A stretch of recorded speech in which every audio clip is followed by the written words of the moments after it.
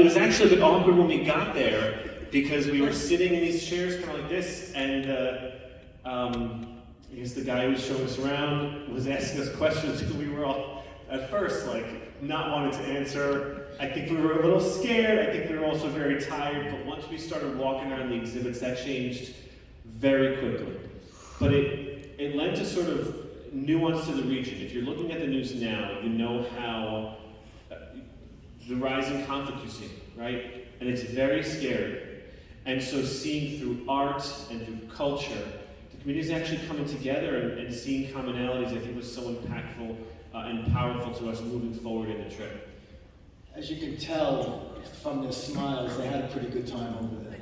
And this is not lip service. I've never seen three people that came from Israel laugh like the Three Stooges over here. So it's really happy to see. Okay, Councilman Cole. How you doing? So, after Haifa, you went to Capernaum and the Sea of Galilee.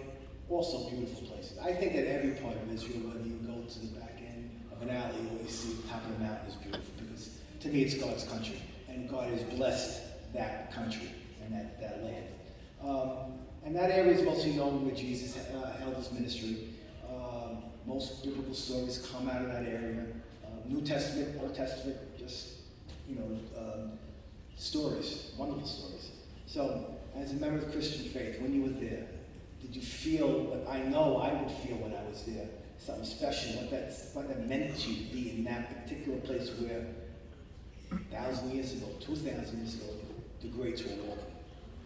No, it's a great question. I alluded to that Catholic schoolboy that I was growing up, and so You're Catholic? I am, yeah.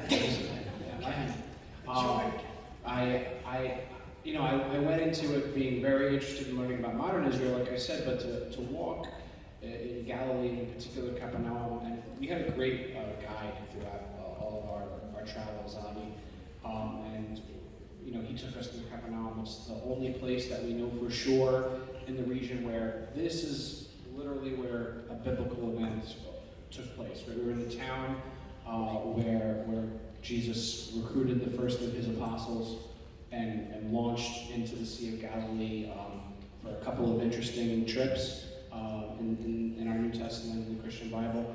And I just felt a tremendous sense of peace.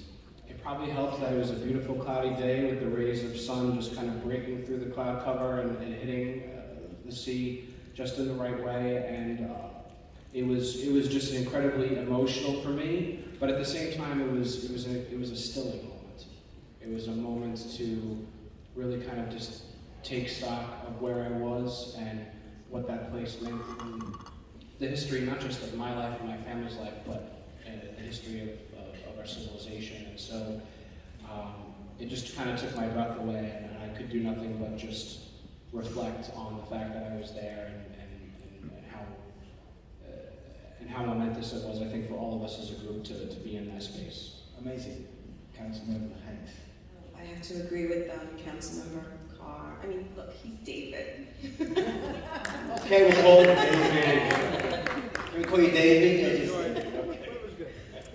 But going to the Sea of Galilee,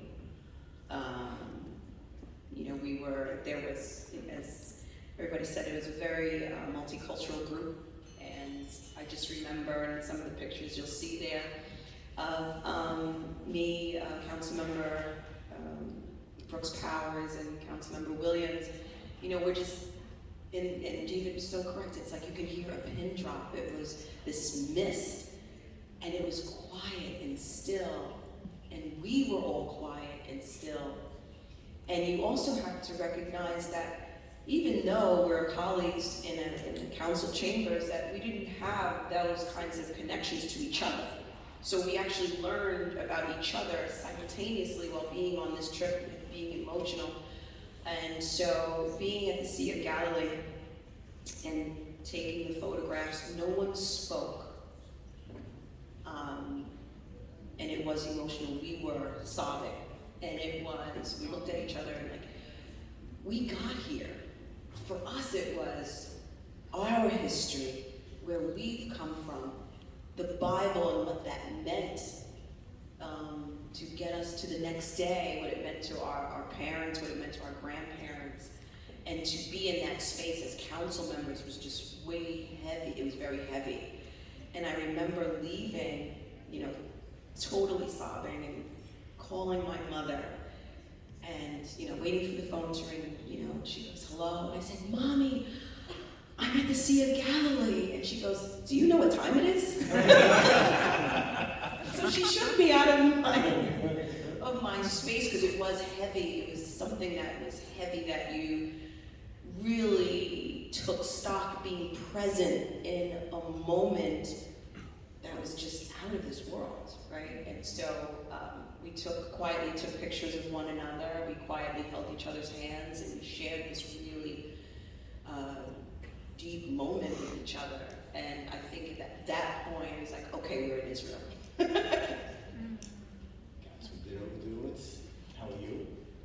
As a Jew, the only Jew on this trip in terms of the council members or the delegation, you're in Israel, it's a Jewish state, and you're going, which is heavily infused with Christianity and Muslim also. I mean, everything has happened in this little square country, and you're sitting at the Sea of Galilee. You're sitting there as a Jew, in your perspective.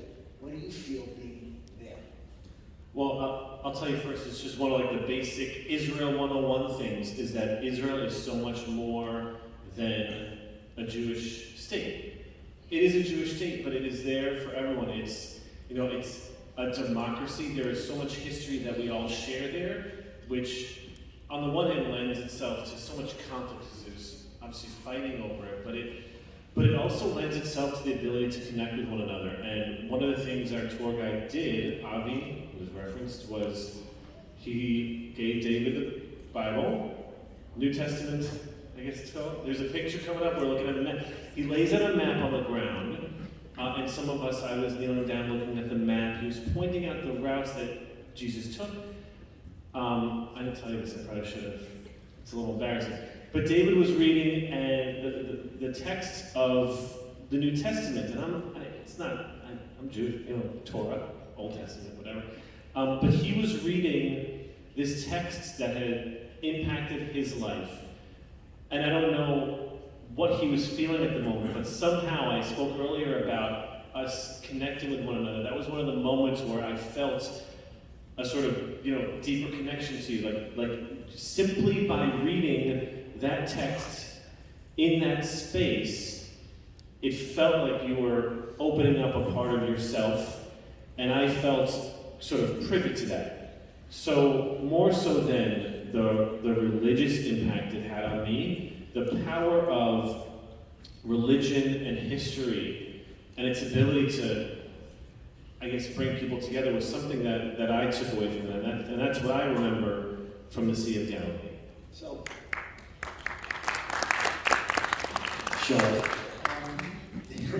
This is not about me whatsoever, but I've been to Israel 20 times over the past 11 years.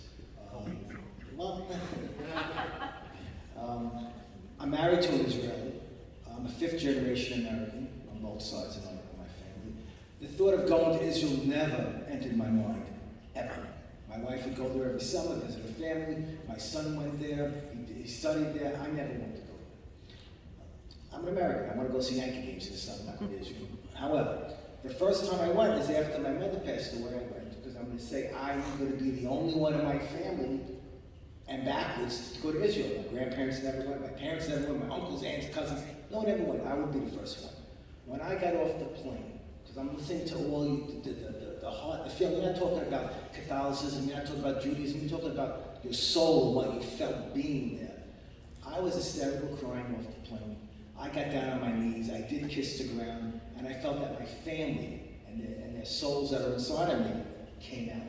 And that's what I hear from you. That it was such a powerful place to go, especially for the first time, or the second time, or the 20th time. So I am so pleased to hear that it's the warmth, and that I wasn't silly crying like that, because you guys are telling me the same thing. So I thank you for that very much.